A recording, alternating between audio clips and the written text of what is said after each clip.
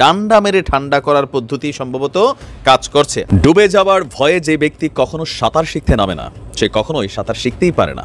৭৫ বছরের ইতিহাসে নতুন মাত্রা যোগ হতে যাচ্ছে। ইয়েস, তিনি আমাদের প্রোটেকশন দিতে পারেন।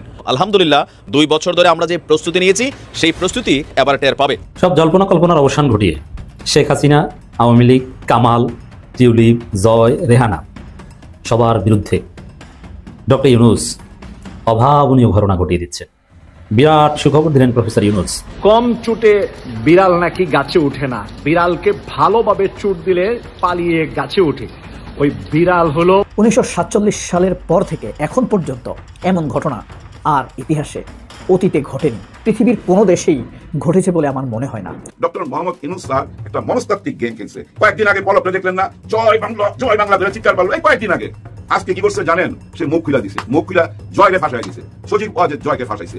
এখন এই পলক বলতেছে সজীব ওয়াজেদ জয় এই ইন্টারনেট বন্ধ করছে। ব্যাপারটা বুঝছেন? দেখেন, তার বসের ফাঁসাই দিল। চাচা আপনার জান বাঁচা।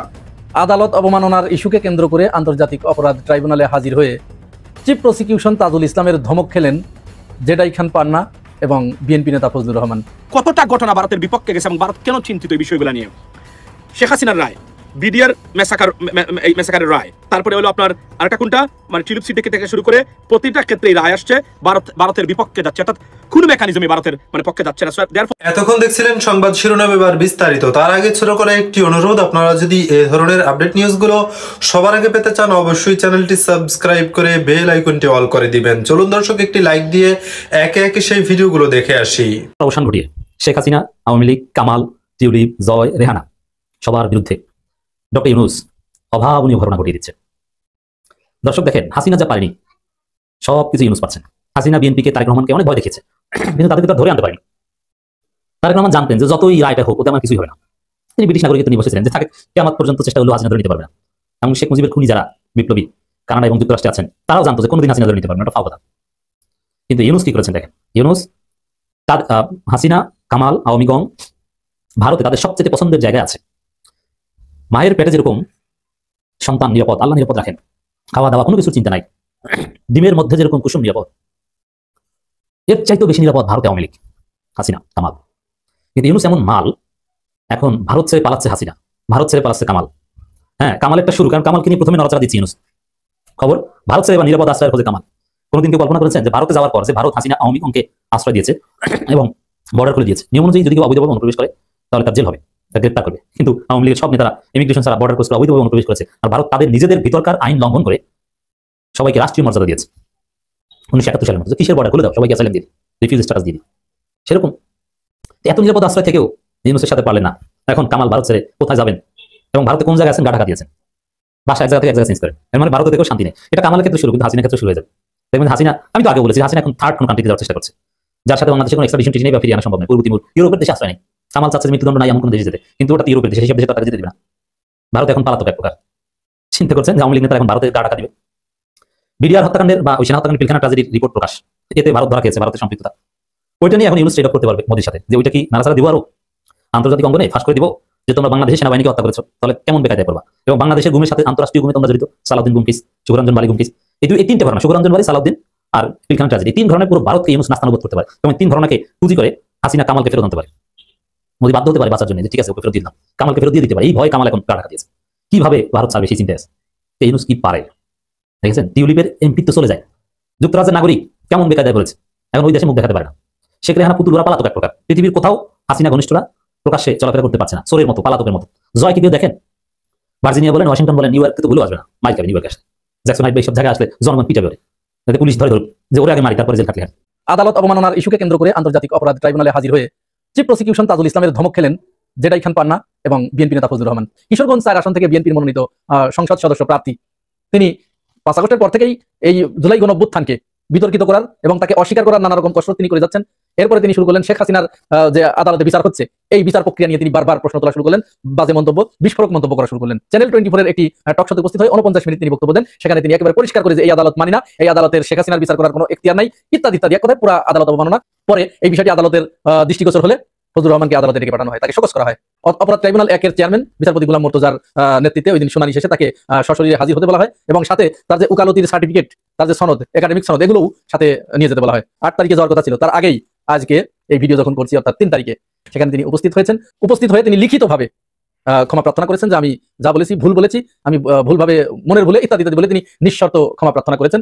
অবশ্য এই ব্যাপারে শুনানির দিন আবার আগামী 8 তারিখ ধার্য করা হয়েছে। এরই ভিতরে যে মজার একটি ঘটনা ঘটেছে, যেটাই খান পান্না, আপনারা জানেন যে 5 আগস্টের পরে শেখ হাসিনা পালিয়ে যাওয়ার পর থেকেই তিনি শেখ হাসিনাকে ফিরিয়ে আনার একটা ব্যাপক তৎপরতা শুরু করেছিলেন। পরে ইলিয়াস হুসাইন ওই যে তার একটা উলঙ্গ ছবি ফাঁস করে দিলেন এবং তার যে চক্রান্ত ওইটা যখন ফাঁস করে দিলেন, এরপরে তিনি কিছুটা থেমেছিলেন। এরপরে হঠাৎ করে দেখলাম যে তিনি শেখ হাসিনার আইনজীবী হওয়ার জন্য ইচ্ছা ব্যক্ত করেছেন। এমন সময় ইচ্ছা ব্যক্ত করেছেন যখন আইনজীবী নিয়োগ দেওয়া কমপ্লিট হয়ে গেছে। প্রাথমিক অবস্থায় কিন্তু প্রথমে পত্রিকায় বিজ্ঞপ্তি দেওয়া হয়েছিল, তখন কিন্তু তিনি জান নাই, কিছু বলেন নাই। যখন একজনকে নিয়োগ দেওয়া হয়ে গেছে তখন তিনি বলছেন আমি শেখ হাসিনার আইনজীবী হতে চাই। এটি মূলত তার শয়তানি। তিনি ওই আদালতকে বিতর্কিত করার জন্য মূলত তিনি বলেছিলেন। পরে আদালত বললেন যে এখন তো সময় পার হয়ে গেছে, ঠিক আছে, আমরা পরবর্তীতে যখন আবার সুযোগ হবে তখন আপনাকে ডাকবো। এরপরে এই যে কিছুদিন আগে আবার তিনি তাকে ডেকে এনে শেখ হাসিনার আইনজীবী নিযুক্ত করলেন। আজকে তার যে শুনানি, এই শুনানির দিনে তিনি নাই, উপস্থিত নাই। আদালত সাথে সাথে বললেন যে তাকে ডাকুন, ফোন করুন, দেখুন তিনি কোথায় আছেন, তিনি কেন আসলেন না, এটি তো আদালত অবমাননার শামিল। এরপরে ডেপুটি রেজিস্ট্রারকে পাঠিয়ে দিয়ে তাকে ঢাকায় আনালেন। পাশেই ছিলেন, ঢাকায় আনালেন। তিনি হুইল চেয়ারে এসে কিছু বলতে যাচ্ছিলেন। আদালত তাকে জিজ্ঞেস করলেন যে আপনি কেন আসলেন না, আপনারা আসবেন না, আপনার আসামি আসবে না, আপনি আসবেন না, অথচ আদালত নিয়ে আপনারা মন্তব্য করবেন, বিচার প্রক্রিয়া নিয়ে আপনারা মন্তব্য করবেন, আদালতের বৈধতা নিয়ে আপনারা প্রশ্ন তুলবেন, আপনি কি এর কি রাজনৈতিক বক্তব্য পেয়েছেন যে যা খুশি তাই বলবেন, ইত্যাদি আরো বেশ কিছু কথা তাকে শোনানোর পরে তিনি আরো কিছু বলতে যাচ্ছিলেন, বলতে উদ্যত হয়েছেন। ঠিক সেই সময় চিফ প্রসিকিউটর তাকে দিয়েছে একেবারে ধমক একখান, mister Panna, mind your language, আপনি এটি রাজনৈতিক মঞ্চ নয় যেখানে যা খুশি তাই বলবেন। এরপর তিনি বলেন যে আমি যা খুশি তাই আর কি বললাম। সাথে সাথে আদালত ট্রাইব্যুনাল তাকে বলেন যেন আপনি আপনার ইচ্ছা মতো বক্তব্য দিতে পারবেন না, আপনার বিচার নিয়ে আপনি কথা বলতে পারেন, সেই অধিকার আপনার আছে, কিন্তু একটা ট্রাইব্যুনালের বৈধতা নিয়ে আপনি প্রশ্ন তুলবেন এটি বলার কোনো এখতিয়ার আপনার নাই, কারণ এটি আইন দ্বারা সিদ্ধ একটি বিচার প্রক্রিয়া। এই আদালত 1973 সালের আইন অনুযায়ী 1971 সাল এবং তার আগে পরের যে কোনো মানবতা বিরোধী অপরাধের বিচার করতে পারবে। এরপর তো যেটাই খান পান্না তিনি চুপসে গেলেন, ধমকে চুপসে যাওয়ার পরে তিনি আদালতের কাছে করজোরে ক্ষমা ভিক্ষা করলেন এবং তিনি বললেন আমি আর শেখ হাসিনার আইনজীবী থাকতে চাই না, কারণ আমি যার আইনজীবী হয়েছি সেই লোকগুলো, তার পক্ষের লোকগুলো, তার অনুসারীরা আমার উপরে আক্রমণ করছে, সুতরাং আমি আর এখানে থাকতে চাই না। এরপর আদালত তাকে তিরস্কার করলেন, একটু আদালতের ভাষায় আর কি, আপনারা এখানে বোকাঝোকা করলেন, আদালতের ভাষায় করে তাকে ছেড়ে দিলেন। এবং এর আগে যে মামলায় তার ফাঁসি হয়েছে, ওই মামলায় যিনি রাষ্ট্রপক্ষের আইনজীবী ছিলেন তাকে নতুন করে আবার এই মামলায় শেখ হাসিনার আইনজীবী নিযুক্ত করা হয়েছে। এই হলো সার্বিক পরিস্থিতি। এই লোকগুলো, আপনারা বাংলাদেশের জনগণের একটি দায়িত্ব আছে, এই লোকগুলোকে আপনাদের চিনে রাখা। এরা সেই লোক যারা শেখ হাসিনাকে বাংলাদেশ ভারতের হাতে তুলে দেওয়ার জন্য সর্বাত্মক সহযোগিতা করেছে, সর্বপ্রকার সহযোগিতা করেছে। সে এদের সহযোগিতা নিয়েই শেখ হাসিনা এই দেশকে ভারতের হাতে তুলে দিয়েছিল, আর ভারত আমাদের এই দেশটাকে তার ইচ্ছা মতো ব্যবহার করেছে 15 বছর। এবং তার বিরাট ইচ্ছা ছিল যে এই দেশটাকে ভারতের একটি কলোনি, আর যদি এই 5টা বছর, এই যে 24 সালে যে নির্বাচন হলো, এই নির্বাচনে যদি আগামী নির্বাচন পর্যন্ত টিকে থাকতে পারতেন শেখ হাসিনা, তাহলে এই 5 বছরে ব্যাস কেল্লাফতে। খুনি ফ্যাসিস্ট শেখ হাসিনার নিয়োজিত তথাকথিত অপরাধীদের প্রধান সেনাপ্রধান ওয়াকারুজ্জামান এবার নিজের রশিতেই পেঁচিয়ে গেলেন, নিজের রশিতে পা পেঁচিয়ে এবার হুমড়ি খেয়ে পড়লেন। এই ওয়াকারুজ্জামান, মনে আছে আপনাদের নিশ্চয়ই, যখন বিডিআর মেসাকার নিয়ে তদন্ত কমিশনের উদ্যোগ নিয়েছিলেন ডক্টর ইউনূস সরকার, তখন লেফটেন্যান্ট জাহাঙ্গীর, আমাদের স্বরাষ্ট্র উপদেষ্টা, তিনি আলম ও ফজলুর রহমানকে নিয়ে একটি তদন্ত কমিশন গঠনের উদ্যোগ নেন। এর 3 দিন পর ওয়াকারুজ্জামান কঠিন একটি বক্তব্য দেয়, নো ইফ বাট, বিডিআর সেনা হত্যা বিডিআর সদস্যরাই করেছে, কোনো যদি কিন্তু নেই, ফুল স্টপ, এই বিষয়ে তিনি আর কোনো কথা বলবেন না। কিন্তু তার মাথা পড়তে পড়তে ধোঁয়াসাপের মতো পায়ের নিচে পড়েছে। সেই বিডিআর মেসাকার কমিশনে নিজে গিয়ে জবানবন্দি দিয়েছেন, কারণ বিডিআর মেসাকারের দিনে তাকে টহল দিতে দেখা গিয়েছে।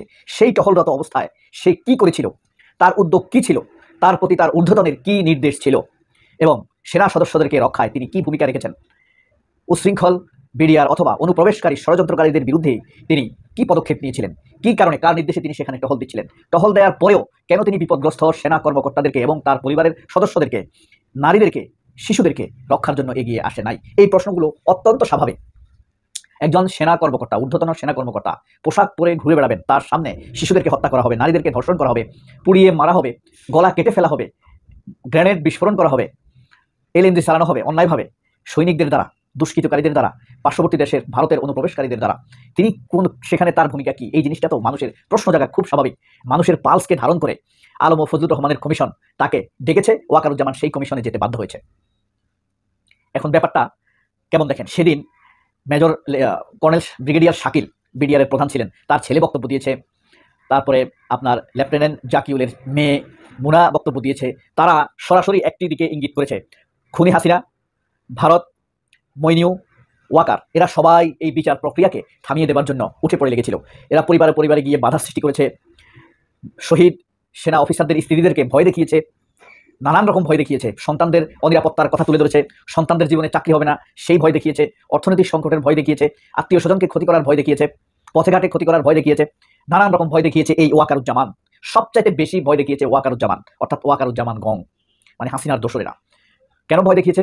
কারণ এখানে যদি বিচার প্রক্রিয়া এগিয়ে যায়, আবার যদি পুনঃতদন্ত হয়, তাহলে ধরা খাবে কে? ওয়াকারেরা ধরা খাবে। নতুন আলোচনা বাজারে চলে আসছে। কেন?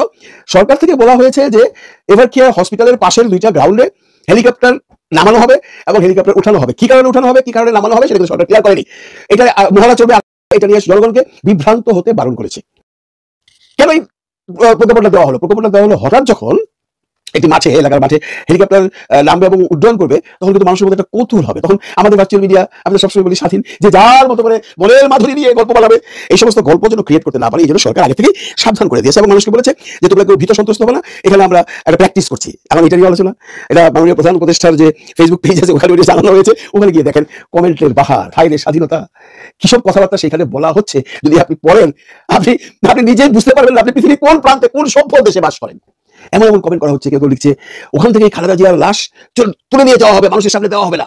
আবার কেউ লিখছেন যে না না না না, এখানে তারেক রহমান আসতেছে 48 ঘন্টার জন্য, উনি ইন্টারন্যাশনাল এয়ারপোর্ট থেকে নাইমা সড়ক পথে আসবে না, সড়ক পথে যদি আসে, যদি রাস্তা অল্প, তাহলে মানুষের লক্ষ কোটি মানুষের ভিড় হবে।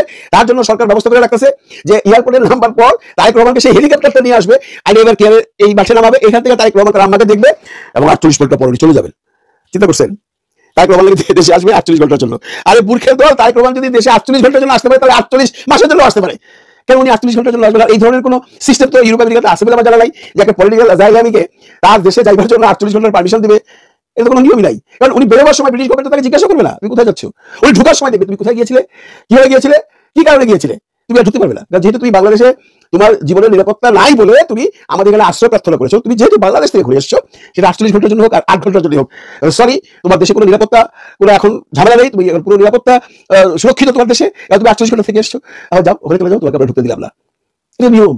তো আপনারা কেন গল্প বানাচ্ছেন যে তারেক রহমান 48 ঘন্টার জন্য আসবে বলে ওইখানে মানুষজনের জন্য ভিড় না হয় তার জন্য হেলিপ্যাডে বা মাঠে হেলিকপ্টার ল্যান্ড করাবে এবং ফ্লাই করাবে? কেন এগুলো বলে লাভ কি? আসলে আমি আগে একটা ভিডিওতে বলেছি আমরা এত স্বাধীনতা পেয়েছি, সেই স্বাধীনতাকে আমরা কেউ প্রপার ওয়েতে কাজে লাগাতে পারছি না। যে যার মতো কথা বলছি, একজন প্রধান উপদেষ্টার ফেসবুক স্ট্যাটাসে গিয়ে এইভাবে যদি কেউ মন্তব্য করে এবং অনেকে গালাগালিও করছেন, এটা যদি আগের সরকার হতো আপনারা পারতেন? কার ফেসবুককে ব্যবহার করে, সেটা বট বাহিনী হোক আর ফ্রন্ট বাহিনী হোক, ধরে তিনি আয়না করে ঢুকাই দিত।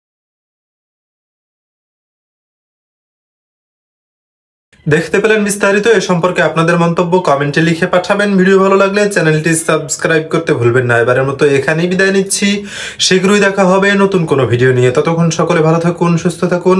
আসসালামু আলাইকুম ওয়া রাহমাতুল্লাহি ওয়া বারাকাতুহু।